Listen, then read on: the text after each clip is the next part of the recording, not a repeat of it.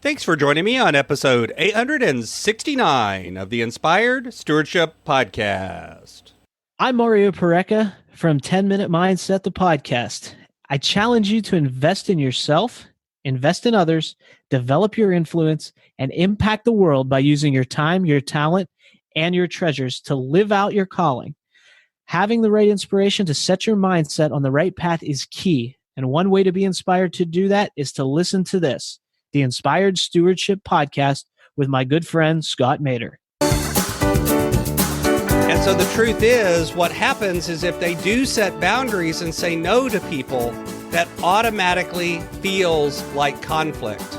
Saying no to someone feels like it means that they're not getting their way and this is bad. Supporters have a really hard time with saying no to other people because there's so much feeling of pain and conflict around it. Welcome and thank you for joining us on the Inspired Stewardship Podcast. If you truly desire to become the person who God wants you to be, then you must learn to use your time, your talent, and your treasures for your true calling. In the Inspired Stewardship Podcast, you will learn to invest in yourself, invest in others, and develop your influence so that you can impact the world. In today's episode about developing your influence through stewarding your talent, I talk with you about why, as a supporter in DISC, you have to really guard your boundaries. I share why setting boundaries can feel like conflict, and I also talk about why boundaries are actually helping others, not conflict or harming to them. You've heard me talk about developing your talent, and one of the best ways to do that is through books. But if you're like most people today, it's hard to find the time to read. And that's why today's podcast is brought to you by Audible. Go to inspiredstewardship.com/audible to sign up, and you can get a 30-day free trial. There's over 180,000 titles to choose from, and you can pick one and listen your way to developing your talents via Audible. That's inspiredstewardship.com/audible to get your free trial and listen to great books the same way you're listening to this podcast. So you've heard me talk before about the DISC model of personality and communication. And you've heard me talk about how I love this model, not because it's necessarily the best or perfect or right or anything else, but simply because it is very practical, very easy to understand, and has a lot of validity and consistency in what comes out of it and how useful it is. And one of those types, the DISC stands for 4 different personality types, even though most people are a blend of more than one of these. And they start with the D, or the dominant or direct, the I, or the inspirational or inspiring, the S, which is the supporter, and the C, which is the cautious or very detail-oriented type. And each of these types have their own strengths and weaknesses. None of them are good or bad or better or worse than any other, but they each have their own challenges. And today, I've been talking a lot over the last several weeks about setting boundaries, and it reminded me that that's one of the areas that the supporter type often has a lot of trouble. Supporters are the kind of people that really care about others, and they want to help, they want to support, they want to nurture, they want to take care of other people. They want to make sure that everyone else is taken care of. And they'll often do that at the expense of themselves and their own needs.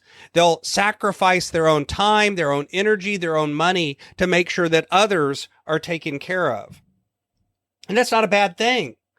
But done to an extreme, it can be a bad thing because it can mean that they never are working from a full cup. They're always working from a place of tiredness and exhaustion and overwork and struggling to find enough time to get certain things done that are really important. They often can deal with struggling with what is really helping someone versus what is just giving in, because you see, they often also want to avoid conflict. They don't like adversity. They don't like conflict. They don't like disruption. They want things to be smooth and the status quo and fair. And so the truth is, what happens is if they do set boundaries and say no to people, that automatically feels like conflict. Saying no to someone feels like it means that they're not getting their way and this is bad. Supporters have a really hard time with saying no to other people because there's so much feeling of pain and conflict around it. They have to really guard their boundaries and make sure that they are able to say no to people in a healthy way. They need to be able to say no to people without it feeling like conflict. Sometimes it's as simple as saying, right now is not a great time for me. Let me get back to you, and deferring it. Sometimes it is, however, a need to set a really firm boundary and let someone know that, you know what, this is a line that I cannot cross. And to be able to help S's do that, one thing that we need to recognize is that often what feels like conflict because they're saying no, but the reality is when you say no to something, it's because you're saying yes to something else. And in this case, sometimes saying yes to something else is the thing that really helps the people. It's the thing that really makes the other people able to take care of themselves and to grow. As an example, I've had clients where they need to give money to someone else. They feel like they have to support their adult child past a point of it being healthy and provide sustenance and gifts and time and energy for this adult child in a way that now the adult child is not able to grow and live and support and spread their wings and fail and succeed on their own merits. And it ends up causing great harm to the child over a long period of time. But the truth is that if they were able to gently push the person out of the nest and to gently say, no, you need to solve this problem on your own. I'll give you advice, but I'm not going to give you money. It would help the person long term be much more successful. But that hurts. That feels like conflict. But if you can redefine that, and if you can recognize that often saying yes in the short term feels easier, feels less painful, feels less like conflict, feels like helping, but in reality, across the long term, it's harming, it is creating conflict, it is creating problems, and it's not helping the person at all, then you can begin to redefine it and recognize that setting the boundaries is not creating conflict. It's actually helping and caring for the other person in a much deeper and more real way. It may not feel like it at the time, but it is. And this can really help people with a high S component learn to set boundaries and to protect themselves and to take care of others and help them in a way that really lasts and doesn't create harm. Thanks for listening. Thanks so much for listening to the Inspired Stewardship podcast. As a subscriber and listener, we challenge you to not just sit back and passively listen, but act on what you've heard and find a way to live your calling.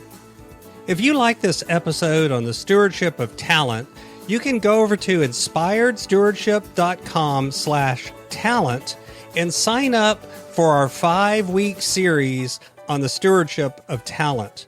Or if you're in the U.S., you can text 44222 talent tips. That's talent tips to 44222 and get those tips. Until next time, invest your time, your talent, and your treasures.